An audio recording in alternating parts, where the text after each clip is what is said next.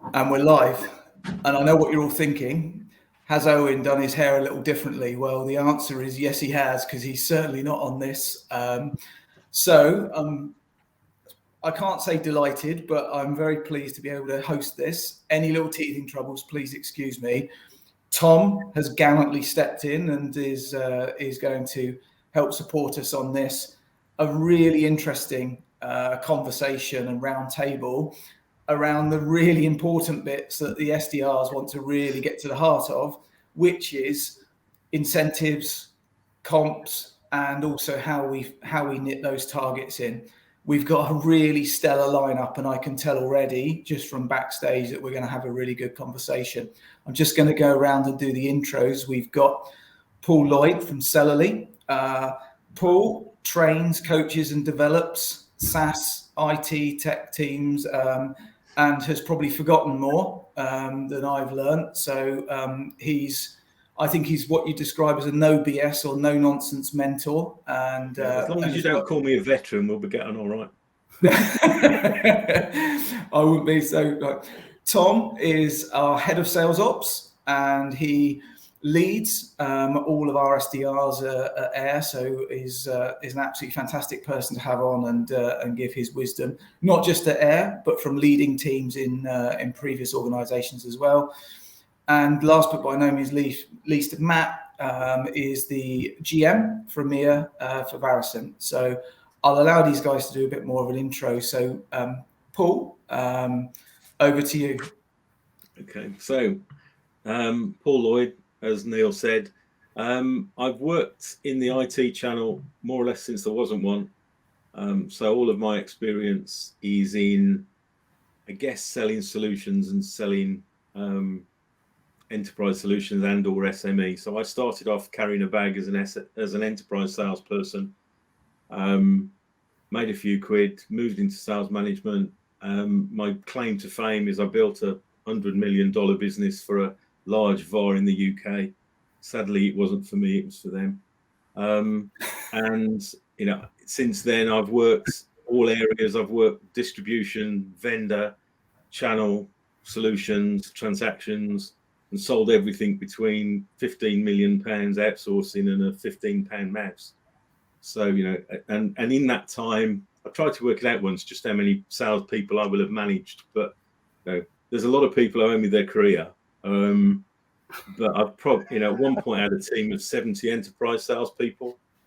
So, there's hundreds, and again in different parts of the country, which is always quite interesting. So amazing. And I have a view and an opinion on lots of things, some of which I'll share. Lovely. That's why you're on. That's great. Tom, welcome. Your first live event. Yeah. So been managing sales teams for about the last 15 to 16 years. Started off in specification sales within the construction industry. Moved on to managing SDR and BDE teams in the specification sales sector through to national level retailers. So people like B&Q, Homebase, helped scale a business, BCT, from 18 million to about 56 million over a 3 to 4 year period, and managed the growth of the SDR teams during that period. Took a bit of a hiatus from sales management to move into general management for the last 3 years at a couple of different businesses locally, before stepping back into a sales leadership role with Air Marketing. Currently managing a team of just over 50 and looking to push, performance and customer experience, and take the operation to the next level and help scale the business like I had done, previously in other organisations. Thank you, Tom. And Matt, welcome. Bringing an international flavour, if we're allowed to say, to today's proceedings. Of course. So joining from Madrid, which is a pleasure as always. So I've been in the incentive space for about 15 years. So Varison is a tech company that helps automate and maintain the dynamic of what we're discussing today. So I've had the privilege of starting my role as a business development representative back 15 years ago. Now I'm right at the opposite end of the spectrum. So I've been part of the compensation plans, I've been part of the gating processes to move, and now I'm part of the team that helps set them. So we work with companies all the way from the enterprise, as Paul mentioned, all the way down to the people that have 5 or 6, and the behaviors that you're trying to tweak, leveraging technologies, really interesting. So hence why I'm looking forward to today's call. Superb, thank you. And we will have a little chance to do do a bit of a plug for everybody's. I've got one of Varuson's white papers that I was devouring over the last couple of days as to how to create better comp plans and things like that. So we'll get to that towards the end of this hour. Paul, if I can come to you just to really start and try and build it from ground level up, what are the kind of targets or base targets and KPIs that sales leaders should have in place? What should they be looking at and measuring? I think the difficulty in answering the question is that's kind of halfway down the process. I suppose my view of it is that the salespeople are there as a resource to deliver the business to match the strategy of the company. Yeah. So if you want to grow, now I deal with a lot of little MSPs, IT businesses at the moment. So they're all doing, I don't know, £1.5 million, £2 million a year. So if they want to grow to 3 million, then we do a plan over a period of time, and then sort of work that backwards. What does that mean in terms of resource, and then what do we need to pay? What's the market rate for a salesperson? And sort of move all those variables to come up with a plan that says, we have to pay a salesman. I mean, it's not the real numbers, but just for the sake of argument, £40,000 a year. So, that's going to be typically 50% commission, 50% basic, because that's the nature of the industry that we're in. So we want them to produce £250,000 worth of margin a year. What's that as a percentage, and work it back, and then sanity check it, because it's all too easy to produce spreadsheets with lots of numbers in, and you kind of lose sight of the fact that somebody has to do it.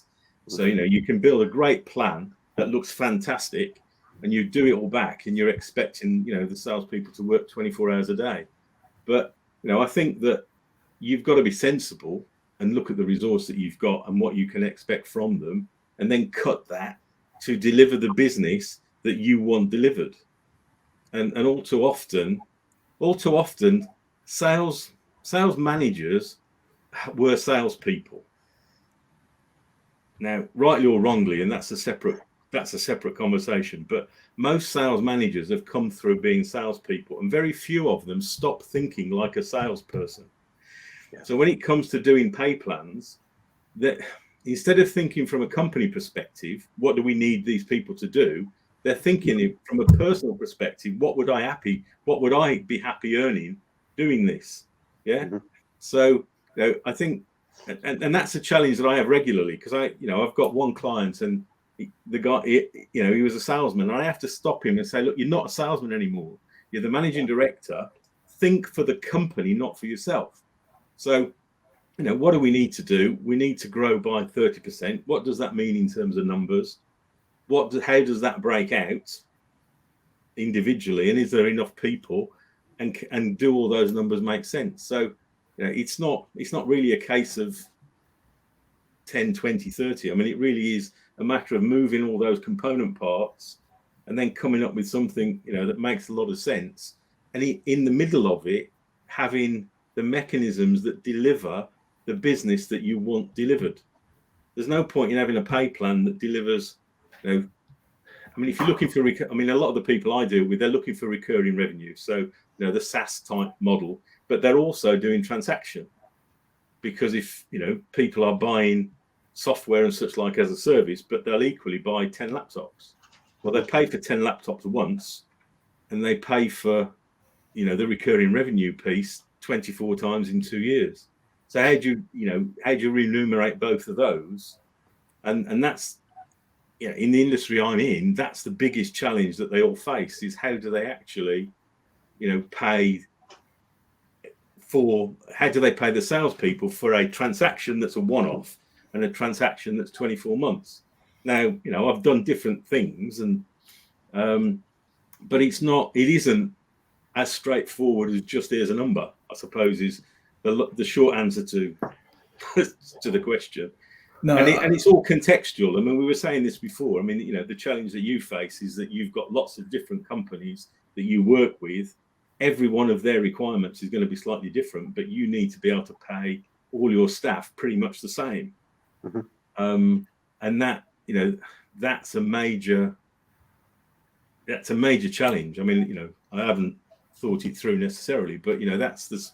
But each company is slightly different. Each company's requirements are different. The salesperson's earning requirement is pretty much the same because that's the industry norm. And they, like it or like it not, an industry will set the expectations. And what do we need to do to get there? Agreed. And Owen Williams came in. I think he was agreeing to your point about changing your mindset from most people getting into setting targets, looking at how they look at those comms plans and that fact. Tom, have you found going from chasing OTE, especially if the word uncapped is in there, into actually how you deliver something that's fit for team, not just for those that because typically it will be we promote the ones that excel in some of those areas as well. Have you found you've had to change either your mindset or how you think about commission and incentives and targets? What's things coming on board with that? Or even just going into the more leadership roles and management roles within the teams you've worked through?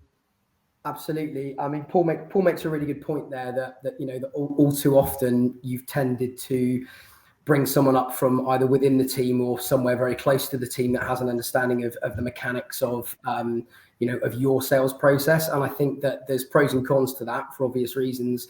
And really, when it comes down to setting goals, you have to remove the fact that you've been in that position as a peer before, and looking at the overall strategic plans commercially for the business and how to be able to achieve those goals before you then break it down into setting the targets themselves. On an individual basis, I think that there's great value in having input and managing consultatively, and finding out, where your SDR's strengths and weaknesses lie, and how that can be transformed, especially the strengths, into being able to, drive the business in the right direction. For me, and again, this is just speaking from my experience, quantitative measures tend to be best for salespeople generally. We try to remove as much of the subjectivity as possible, so the targets are there in black and white, and then it's constant monitoring. It's making sure that you, as the business evolves and the targets there evolve, your strategy in incentivizing moves with that, and you're able to kind of change as and when the business changes and the needs of the business change as well. Yeah, thanks, Tom. Matt, just I think probably similar question, but frame it. What from KPIs and what those targets, what should we be considering? Are we looking revenue, activity? What would your thoughts on where we need to be focusing for SDRs to really lock into effectiveness? Yeah, and I think it comes back to a point that Paul mentioned earlier, which is you have to make sure the objectives align to what the company wants to achieve, but then also it has to be transparent and easy for the SDR and for the community to understand, because there's no point putting in something in place that people don't understand. Otherwise, they're going to go off in a different direction. And what we've seen time and time again is people try to measure to metrics that they manage to metrics that they can measure. So things that are simple, things like revenue, things like total number of calls that they're doing a day, or call interactions, because it's simple. It's something that statistically they can either use as a carrot or a stick. You can drive the behavior leveraging it. But fundamentally, it doesn't necessarily align with what you're trying to achieve as a company. So if revenue is, we are trying to increase revenue by X% over a period of time, a revenue metric or pipeline metrics or BDR is exactly where you'd look at. If it's a case of we are trying to do something different, then or increase brand awareness, you have to change the metric that you're leveraging. And it may be a case of that the business isn't measuring it today, and that's where it becomes challenging. So a pitfall we often see is that we continue to measure based off of the data we have, not necessarily what we're striving to achieve as an organization. And our journey was we left IBM and became Varison independently. And that's significant shift for us has been understanding what the role of the SDR or the BDR actually is and what we want them to achieve for us. And so for us, it's pipeline generation. It's then qualified conversations. So making sure that the metrics and the way in which we're paying people aligns to those is key, because if we can't give them that transparency, they're not going to do the job we desire. Thank you, Matt. Appreciate that. We've had a question in from Owen Williams. He's for the panelists. I'll come to you, Matt, first, and maybe jump in, guys, if you've got any. Says, is there any benefit to a capped commission plan aside from reducing expenditure? To date, no one's been able to give him a valid reason. Is there one, or is there just no reason why you should be capping commission plans? My opinion is it is for the financial perspective. It's so that the financial organization can understand the exposure that we potentially have from a commissionable perspective. In my belief as a GM, and having seen multiple different compensation plans over the period of time, I would recommend uncapped, because it's there as an incentive. It allows people to drive, to go the extra mile. If it's capped, you get to a certain point and people are going to stop. So therefore, they're going to get there or thereabouts. So the alternative thing from a finance perspective, and something we discussed inside of our organization, is if it is uncapped, the financial implication disappears anyway, because if you're connecting the plans in the right way, it's attributed to revenue, which therefore means you're achieving more revenue, which means the payout's going to be aligned to it. So therefore, there isn't a negative point to it. Paul, are we all nodding along on this one? I don't think I am, to be fair. I understand the logic, but I mean, I've seen plans where as you overachieve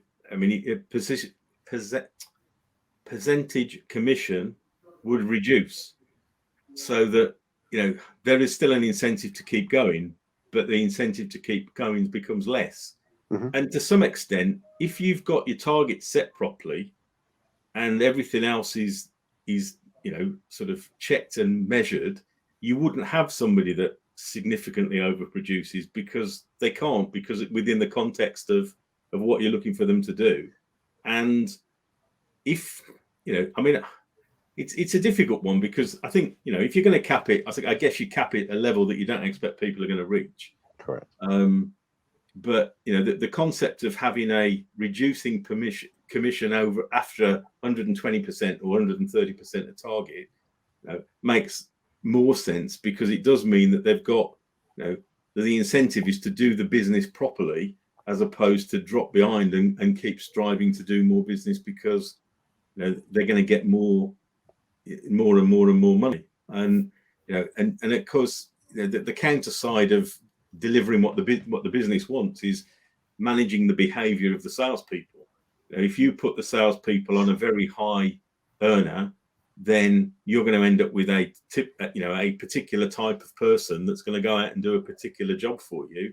And if you put more pressure on them, they're going to do more less clean business than they would if they'd got more time to do it properly. I'd agree. I think that the one thing I'd say is it depends on, because typically what we're seeing is that there's no single KPI compensation plan that's being utilized that frequently anymore.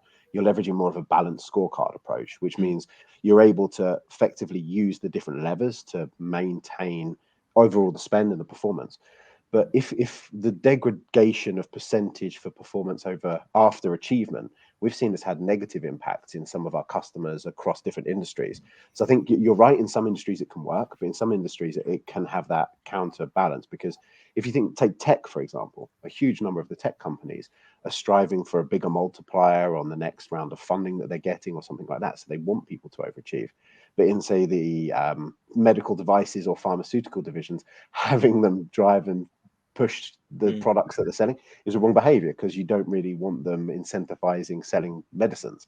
But I guess it depends on the overarching framework of the comp plan that's being designed. Yeah, I mean, I just think that if you've got your numbers and you know your numbers and your plan is determining those numbers, you're less likely to have people significantly overperform. And if somebody does, if somebody multiplies their target by 200 or 300%, I would argue the target's wrong. Agreed. So, in that respect. So, yeah, I mean, it's it's a difficult one, but I mean, everybody strives for an uncapped commission scheme, but I don't see too many of the people who strive for it then going and blasting great holes in it. It just seems to be one of the things that they like to ask for. Yeah.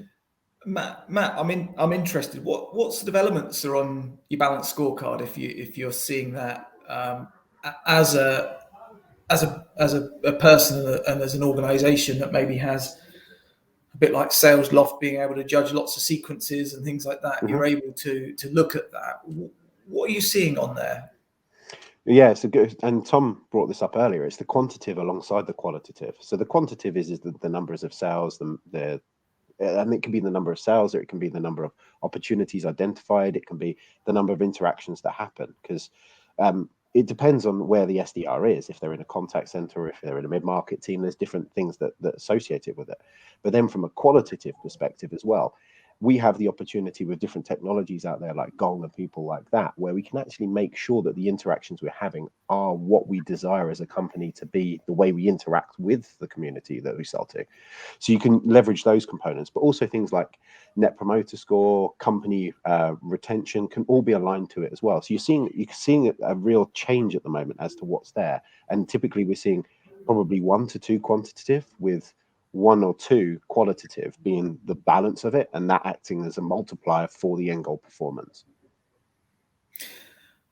Tom, I'm going to come to you, just kind of flip it slightly and just look at it from an SDR perspective, and just ask in and around: are we focusing in, and are we covering off from what an SDR is motivated by? And there's one clear one, which is a target and a commission.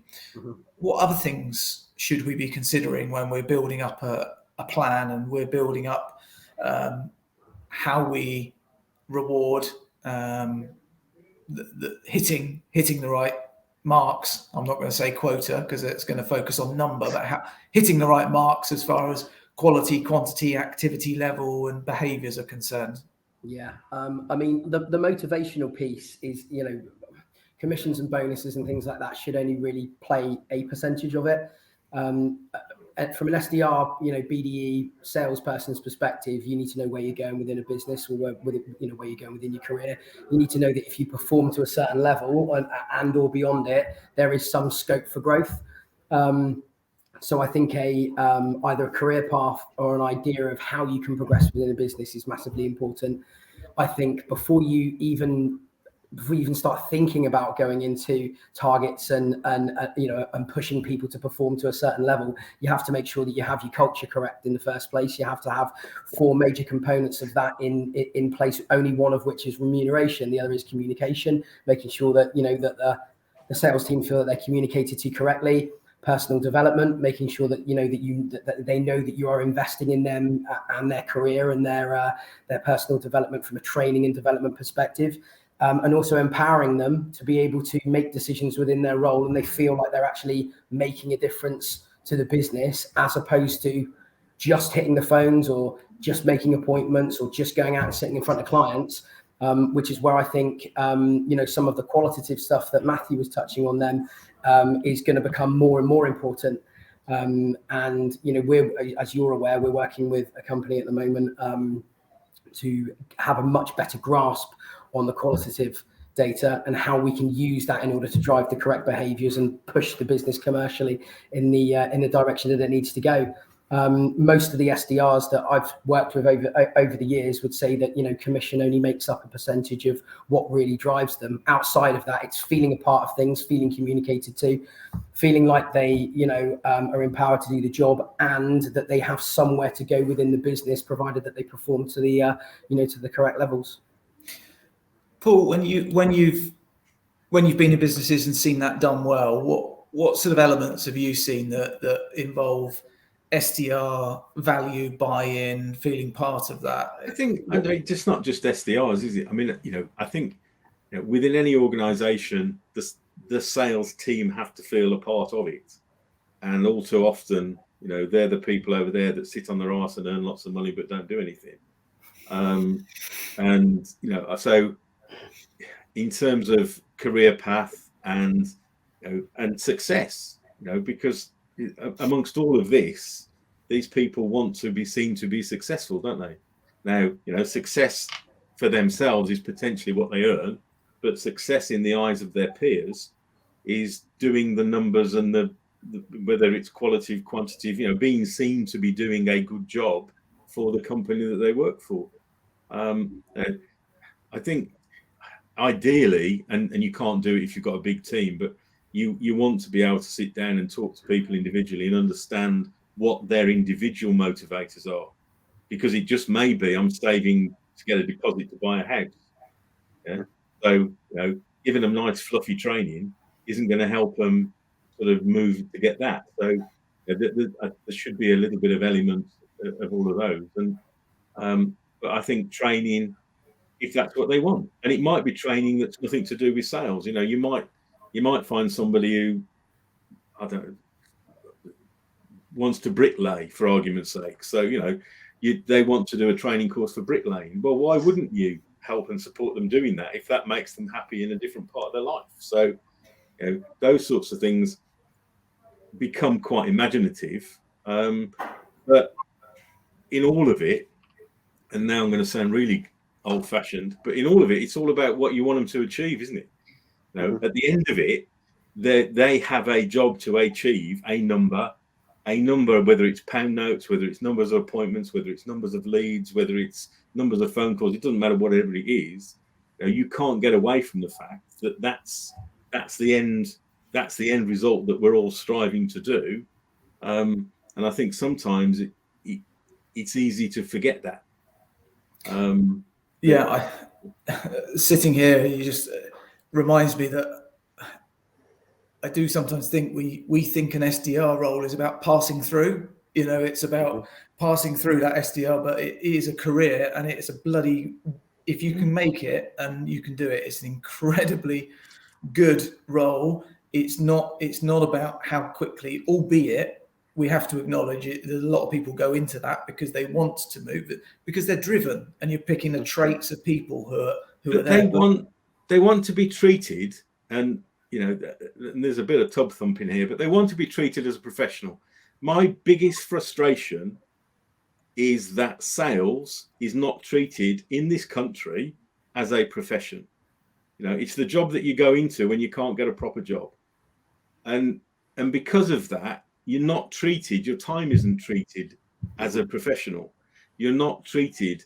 Now, if you can go up through the SD, I say go up through, it kind of devalues it. It's not meant to, but you've got people who want to do the SDR role. They're happy doing it. They're good at it, and that's all they'll ever do. Well, great, good for them, because they've found what they want. They've found what they do. Others will want to come through and become more outbound salespeople or account managers or customer service or whatever it happens to be. They need that path. They need to see where they're going with that, but then they still want to be seen to be a professional. So question them about their time. Their time is valuable. My time is valuable, and if I'm going to waste it talking to somebody who's a waster, I don't want to do that. So I want them to feel that they're professionals, and I want them to treat who they're speaking to as if they were a professional and do the job properly. And all the rest of this then sits behind it, doesn't it? So, that if they present themselves properly and behave correctly and expect that back from the people that they're talking to, then your quid's in. You've made the job that much more valuable. And, in terms of your packages and how you pay them, then you've got a lot more flexibility. They're not coin operated. I'm not bragging here. I've earned a lot of money. I have to say I've spent more than I've earned. But, but I'm not coin operated. I did the job, and I get the kick my motivation is being seen to do the job well in the eyes of my peers and, my superiors. Not that there are many, but, and so that's how I think a lot of people are. And certainly in this day and age, I mean, my daughter works for Salesforce as a salesperson. She paid her student loan off 4 years before the people that she went to uni with. And, I've got a daughter-in-law that works for Salesforce. And, my son, he wouldn't admit it, but he sells. I mean, he's got his own surveying business, and he goes out and he has to sell things. But he doesn't see himself as a salesperson, because that's not how it should be, is it? He's a professional quantity surveyor. But that attitude has to change, so that the conversation that we're having here takes on a slightly different dimension, that it isn't coin operated, that it is more rounded, that we can treat people and give people things that professionals would expect to get. No, agreed. Thank you, Paul. For a minute there, I thought you were going to say my son works for HubSpot, and you're going to really throw a cat amongst the pigeons. But look, I appreciate that. And you know what? I think we probably will attach ourselves to a couple of your ways of framing stuff, because it certainly it is provocative in making you think and frame it that way. Matt, we've had a question from one of the audience, Gareth Wintle, asking, what are the thoughts on accelerators within an SDR's commission plan, priority accounts, regions, verticals, etc., and how dynamic should these be? I think we're really layering in now into the more intimate parts of what constitutes and where we start to drive behaviours, particularly where we're looking for those key areas, key accounts, key territories. What are your thoughts on accelerators within commission plans and structures?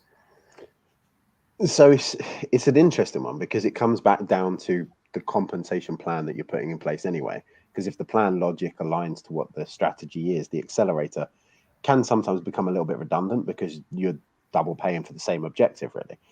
But what we've seen work, and this is inside of our organization, because we've had to start up a whole SDR community independently of what we had at IBM, and we've trialed a whole host of these, and accelerators do work to a certain extent. But things like, if you are looking to attack a new vertical or a new territory, leveraging things like spiffs, so special incentives that can help drive things in a more gamified way, can then help a community go at it together as well. Because doing some of these, or tackling a new vertical or a new account, or some of those core concepts, can be quite daunting, because there's a lot to do in a short space of time. So the special incentives and that gamification helps drive it. The accelerator is the same, in my opinion, is the same as what you get for the standard.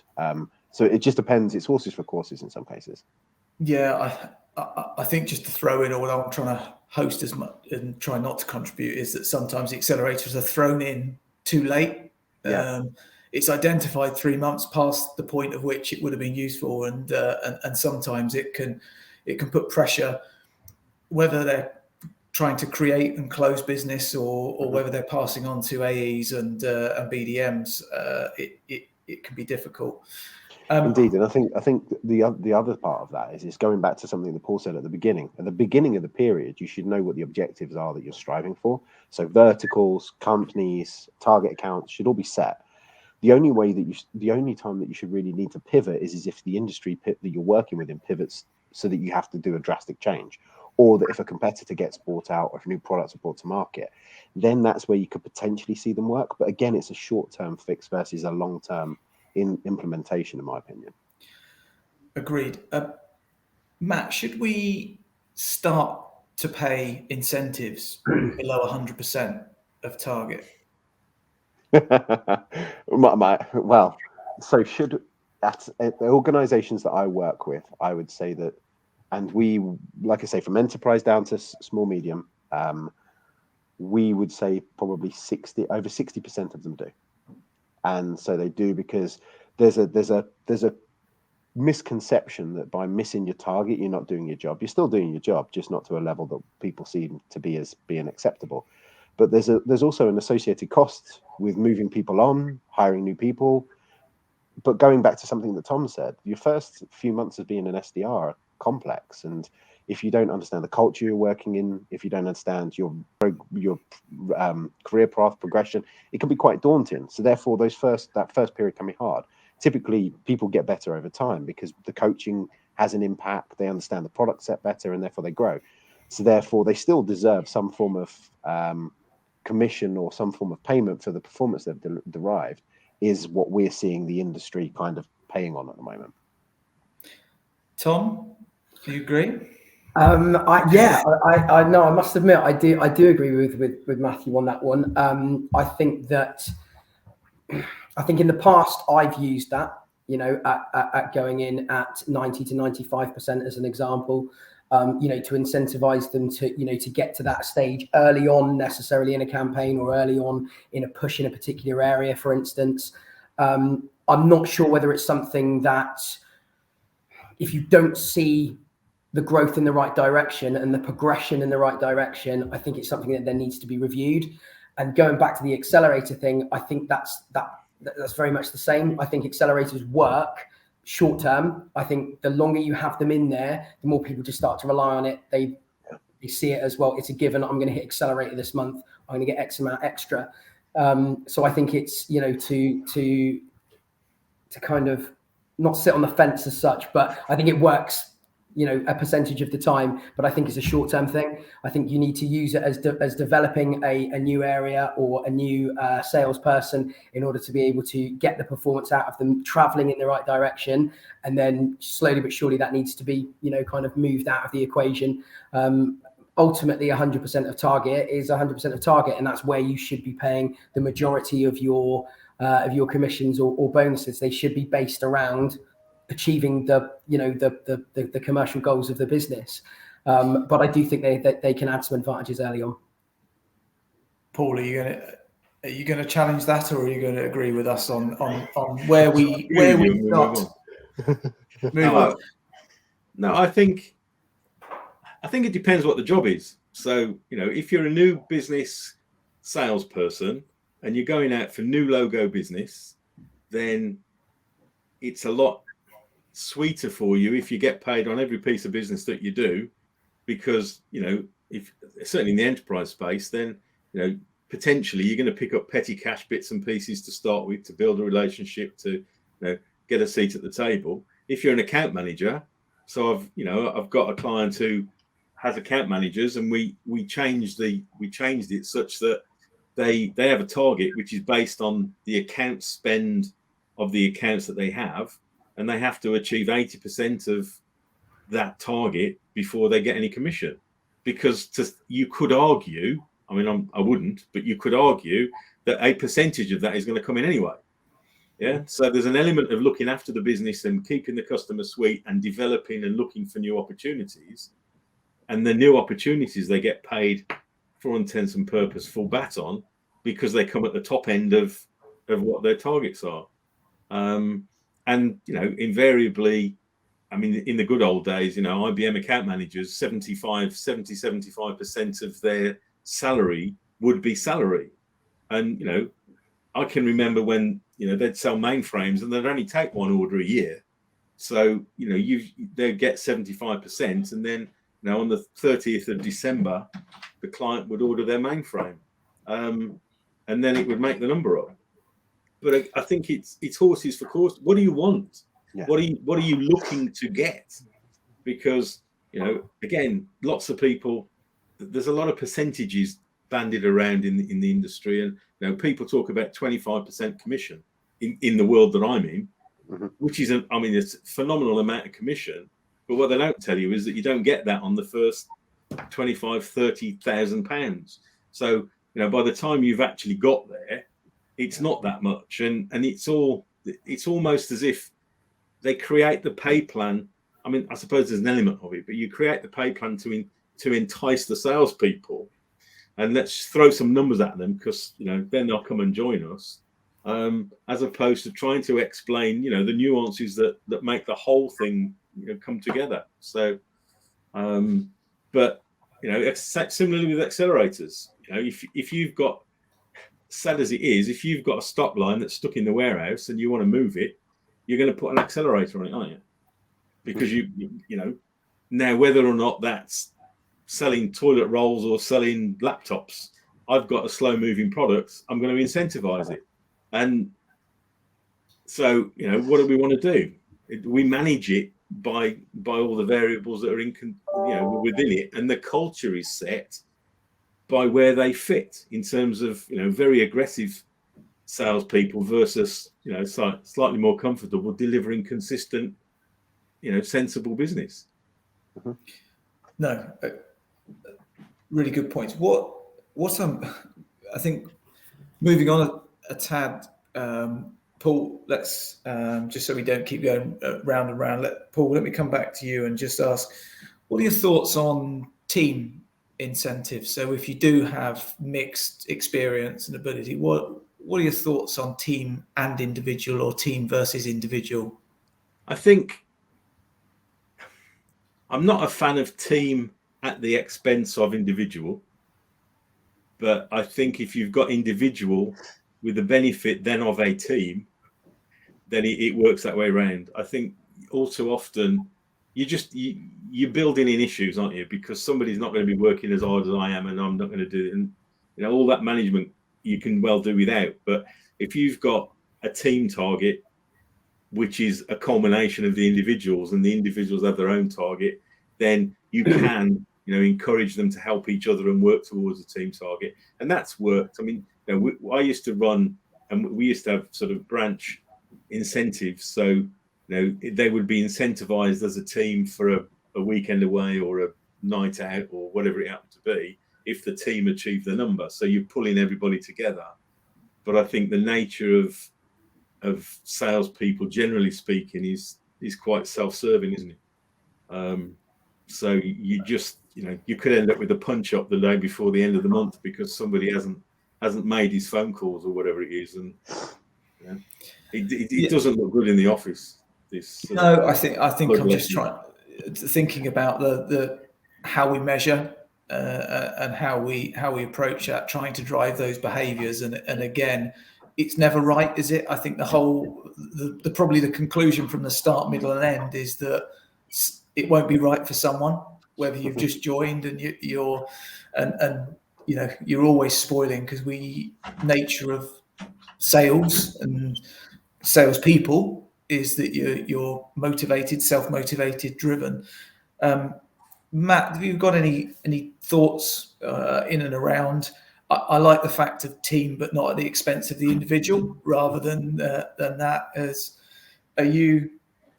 What are your thoughts on how we incentivize team and that culture, as well as individual excellence and making sure we're hitting targets? Yeah, so I agree with Paul, like 100%, always individual, because you're brought in for a sales role for a specific nature, which is development of you as an individual and of what you associate yourself with. I think we've seen teamwork in situations like the technical side of the organization, where they have an individual territory and a team-based number because of the skills that they have that will be required to fulfill things across different opportunities. The only other time we've seen it work, and actually it was the best example I had of it, was at a large credit card company based in the UK, where they had a onboarding team target. So there was a team manager that effectively brought in all the new hires. He had a development goal of his own, which was an individual, but all of the new hires then had a team target together with the intention of them coaching one another to bring them to the same level before they then went into the wider organization. And for some reason that worked. I couldn't get my head around it, because going back to what Paul said, was individuals, you all want to go and show that you're the best one to get that job.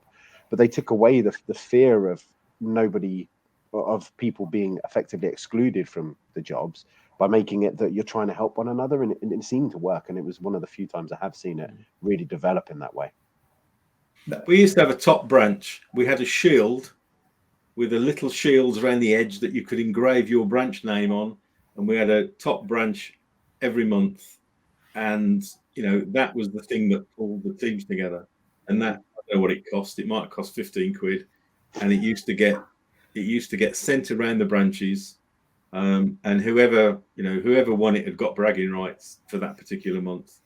And and that pulls the team. It means the team work as a team a little bit more, and it did the job. So, and I think Tom, you've told me you used to always have the parking space right next to the MD's car, because that was your, if you were top banana, then you got to be right next to the door, so you didn't get wet on your walk back. Yeah. Well, I'll let you into a secret now. The reason he wanted you parking at the side of his car so he could tell when you were in. Good point. I think for me personally, I've always found that team targets work if you want to generate a little bit of synergy, if you want to get some buy-in for the guys to work collaboratively. That's when team incentives, I think, can work. I think overall, if you're looking to drive performance and drive behaviors in the right direction, generally, I think individual targets and individual bonuses, work best. I think if there's a specific goal to get out of it, and I think that Paul made a really good point around the bragging rights. If you've got something that you can incentivize people to work together in order to have those bragging rights, then it works really well. And I think if you've got a particularly disjointed team, or there's friction or problems there, by having a team incentive in place on a short-term basis, it drives that behavior to have more synergy and to become more cohesive. But I think long-term, really what you want is good, solid individual targets that people feel are fair, that you've consulted with them on, that and they feel that it's right for them. It fits in with the commercial goals of the company. Then I think on an individual basis is the best way to go, because ultimately you're the only person that's responsible for that at that point, and you don't have to rely on, as Paul said, such and such hasn't hit their target this week, we're going to probably miss our team target as a result. It can breed some resentment. So for me, it's a small doses in the right sort of the right areas at the right time. Yeah, and I think to echo what Tom said there, we must remember. So obviously we're talking about SDRs here, and typically the SDR, this is their first job out of university or the first role inside of sales, and so you've gone through that interview process to get a seat at the table, and now you want to prove something. So by then attributing it to a team takes away everything you've just fought for, and so therefore that's why I think the individuality of the compensation plan that's aligned to you and your performance is so important at the early stages. Yeah, I think if the sales manager's doing the job properly, then they can create a team without it being, necessarily incentive, sort of giving pride into a team and getting the team to, rub up against the other teams, and treating them as a team. But as as the manager, you're managing them individually, but essentially you have a team, and that is more important or more successful in many cases than in team targets and things. I mean, as I say, we used to just have. I managed with a shield, a bottle of champagne, and calling people names if they didn't achieve to some extent. But the people, the top branch would get some champagne, they'd get a shield that said they were top branch, and they'd have bragging rights for the month. And that we did have a competition because we had regions as well. So I was a regional director, and we had a competition once between me and the northern sales director and the theory was that we would drive a Reliant Robin for a week doing the job if whoever lost. And obviously I didn't. And then the other guy bottled. He drove it around the building, and that was the end of it. He wouldn't do it anymore. But those sorts of things pull the teams together, don't they? Sort of being able to have a bit of fun, laugh at yourself, and it sort of steps outside of the realms of hard sort of cash and those sorts of things. Is it Tom? Is it with the proliferation, because with RevOps, with all of our CRMs, whether they're Salesforce, HubSpot, Bespoke, Dynamics, that kind of thing, the amount of dashboards and the measurement feels like it's just it's at a level that I didn't operate in when I was in my early sales career. Is that something that you need to keep close on to manage context. I'm just conscious that it can be a blessing and a curse depending where you sit in that leaderboard, because everything is now ranked. How do you find that to manage people within that system where they can see everything in real time? I mean, I'm sure people will say that there are some cons to it. For me, the more transparency you have, the better it is.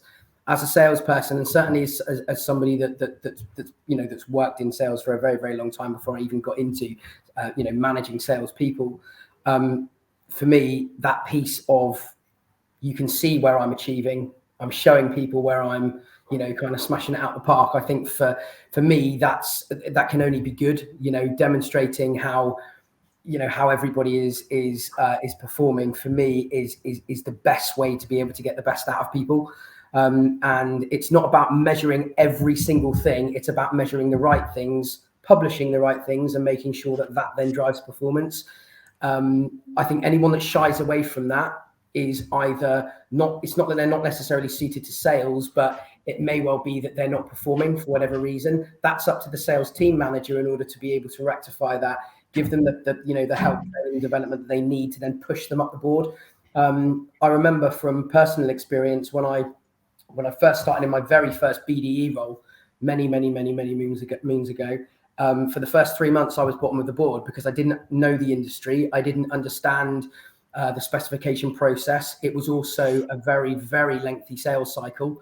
But as somebody that wanted to move my way up that board, I applied myself, and slowly but surely I started to move up to the point that I was top of the board and all of the records were mine. And I think if you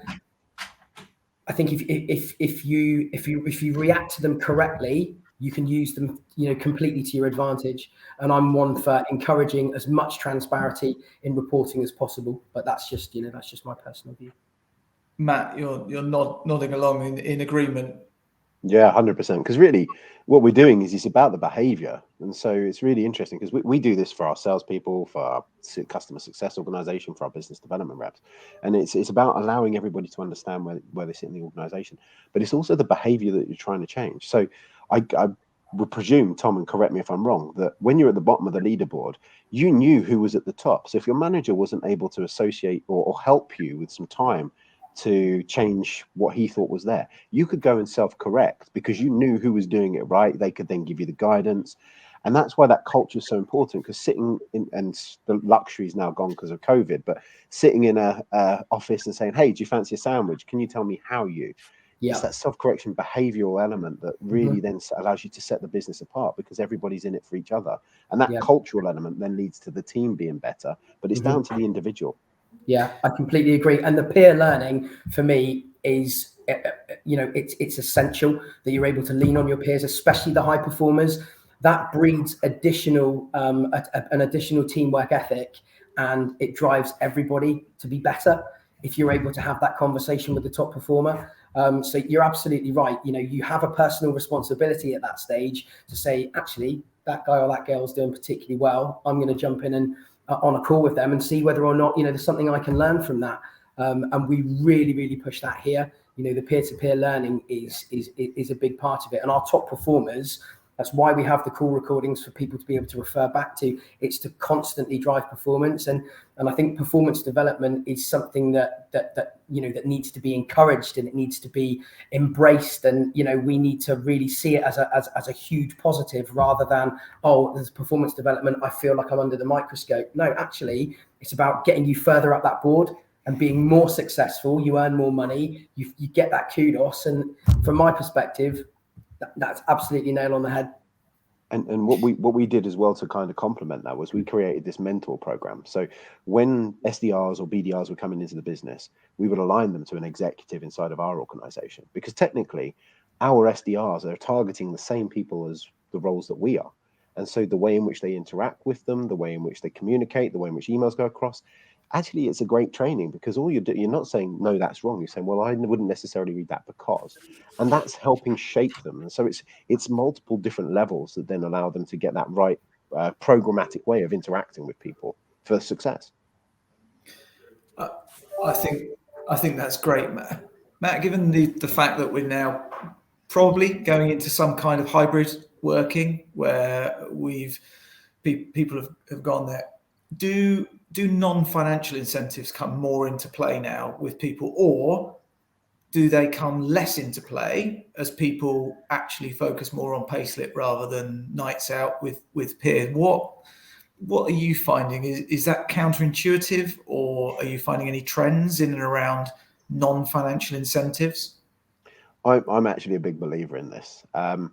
So it's an interesting one for me, because if going back to the team-based mechanics that we were talking about earlier, if you use cash incentives, it's the same as what you're getting paid for. If you use the non-cash based incentives, it can be additive. So one of the things that we've started to do inside of our organization is Friday afternoons, if people have achieved their number, they can finish at 2:00. Those are the types of things that you can leverage to it.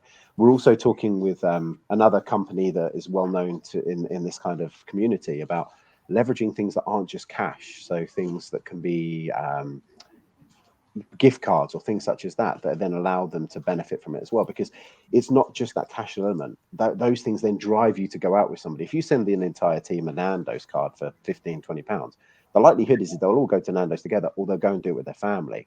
And if they're out with a family, it means they're getting kudos from their loved ones for the extra effort that they're having to put out. Or if they do decide to do it as a team, it's building that culture. So actually, I think there's a place for both in this organization. And moreover, I think it's in some of the institutions that we target as customers, they're starting to do that more and more. So actually, if we can breed that ethos into what we're trying to achieve as a business, it then creates that understanding as we talk to our customers as well. No, interesting. Paul, are you finding with clients you're working with that they're trying to find that blend between what is a out and out kind of OTE type model and what is then about non-financial incentives? Not to any large extent, but the people that I'm working with by and large are relatively small, and I mean I have somewhat controversial views when it comes to working from home and hybrid working, and we haven't got time for that. But I'd be interested in reflecting in 12 months' time just how many people are still working hybrid and are still working from home, because we've all put up with an awful lot because we've had no choice, and with the best will in the world, as and when we get a choice, then I firmly believe that we will end up back somewhere towards where we were 2 years ago, because and it will be dictated to by companies, not employees who like working from home, because it means they can watch the telly while they're working on the laptop or whatever it happens to be. I don't think the four of us would take too long to reach some kind of semblance of agreement, especially as we touched on peer-to-peer and learning through osmosis and wanting to align yourselves with the people that have been there and are, showing the right attributes. And I want to sit next to Tom, because Tom's been top salesperson for the past 6 months. I want to some of that to rub off. I want to hear how he goes about it, how he gets people to agree to stuff. I don't think we're too far. Look, gentlemen, we are coming up to a couple of minutes before the hour. This has been really useful. Thank you so much for your time and your experience in passing this on. If I could just go around just to give an opportunity to give a little bit of a shout out to your companies, your businesses. Matt, would you like to just give a bit of a shout out for Varison, what you do? Sure. So Varison is a way that we help organizations automate the end-to-end compensation process that we've just been talking about there. So we consume the data, we apply the logic, and then give the output. But more importantly, we provide the transparency to people so we understand what's expected of them day to day. From a management perspective, we allow you to align the corporate objectives to the commissions, which really allows from top to the bottom of the organization alignment and therefore success. Superb. Paul, are you wanting to take anything else on at the moment? Yeah, I mean, so what do? I mean, I work with principally IT businesses because that's where I've been, and from a sales and marketing with a small m.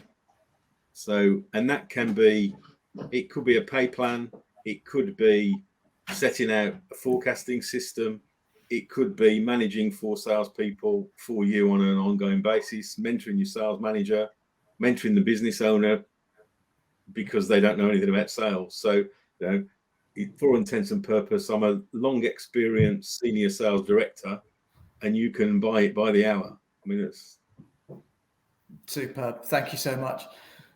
And Tom, I guess we're growing. So if you want to be an SDR working in a growing organisation, hit us up, right? Absolutely, yeah. We've got plenty of places open at the minute, and with the company expanding at the rate that it is, loads and loads of room for for great progression. Good packages available at the minute. I suggest anybody that is on the line that's a BDE SDR that's looking to make a move, drop me an email, drop me a LinkedIn message, and we can definitely talk, because the company's going places and we want the right people on board. With that advert, that solidifies the fact I will never be asked to host this again once Owen is back off and in the land of the living. So, gents and everybody, thank you so much. Really appreciate your time, and we'll catch you soon. Take care. Thank you. Cheers.